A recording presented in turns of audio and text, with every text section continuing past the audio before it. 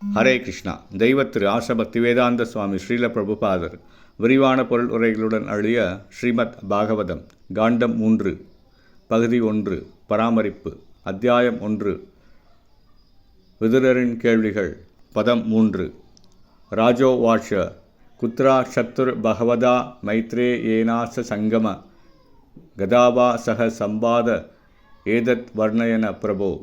மொழிபெயர்ப்பு. சுகதேவ கோஸ்வாமியிடம் அரசர் கேட்டார், துறவியான விதுரருக்கும் தவத்திரு மைத்ரேய முனிவருக்கும் நிகழ்ந்த சந்திப்பும் உரையாடலும் எங்கு எப்பொழுது நிகழ்ந்தது? பிரபுவே, தயவு செய்து இதை எங்களுக்கு விளக்கிக் கூறுங்கள். பொருளுரை. எப்படி சௌனக ரிஷி சூத கோஸ்வாமியிடம் கேட்ட கேள்விகளுக்கு சூத கோஸ்வாமி பதிலளித்தாரோ அவ்வாறே ஸ்ரீ சுகதேவ கோஸ்வாமியும் பரீட்சித்து மகாராஜனின் கேள்விகளுக்கு பதிலளித்தார்.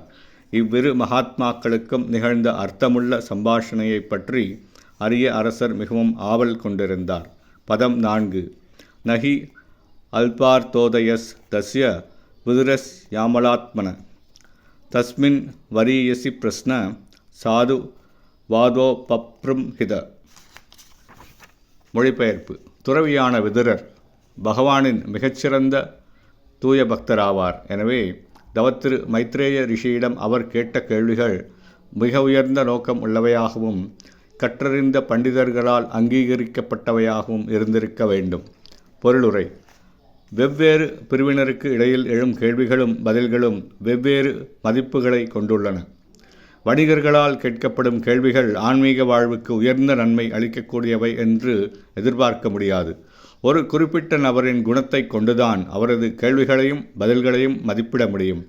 பகவத்கீதையில் நிகழ்ந்த உரையாடல்கள் பரமபுருஷரான பகவான் ஸ்ரீ கிருஷ்ணருக்கும் பரமபக்தரான அர்ஜுனனுக்கும் இடையில் நிகழ்ந்ததால் அர்ஜுனன் தமது பக்தரும் நண்பரும் ஆவார் என்பதை பகவான் ஒப்புக்கொண்டார்.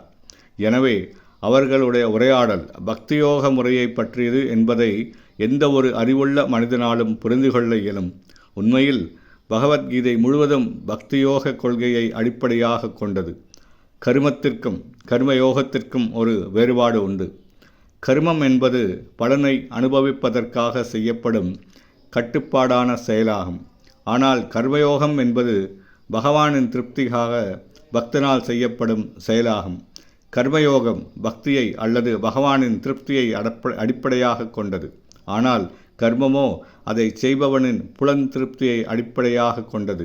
ஸ்ரீமத் பாகவதத்தின்படி உயர்ந்த ஆன்மீக நிலையிலுள்ள கேள்விகளை கேட்பதில் உண்மையான ஆர்வம் கொண்டிருப்பவர் தகுதியுள்ள ஒரு ஆன்மீக குருவை அணுகும்படி அறிவுறுத்தப்படுகிறார். ஆன்மீக வாழ்வில் விருப்பமற்ற சாதாரண மனிதனொருவன் ஆன்மீக குருவை அணுக வேண்டிய அவசியமில்லை. மாணவராக இருந்த பரீட்சித்து மகாராஜன் இறை விஞ்ஞானத்தை அறிவதில் உறுதி கொண்டிருந்தார். சுகதேவ கோஸ்வாமியோ உன்னத விஞ்ஞானத்தில் தேர்ச்சி பெற்ற ஒரு ஆன்மீக குருவாவார். விதுரருக்கும் மைத்ரேய ரிஷிக்கும் நிகழ்ந்த உரையாடல்கள் உயர்ந்த நிலையில் உள்ளவை என்பதை அவ்விருவரும் அறிவர்.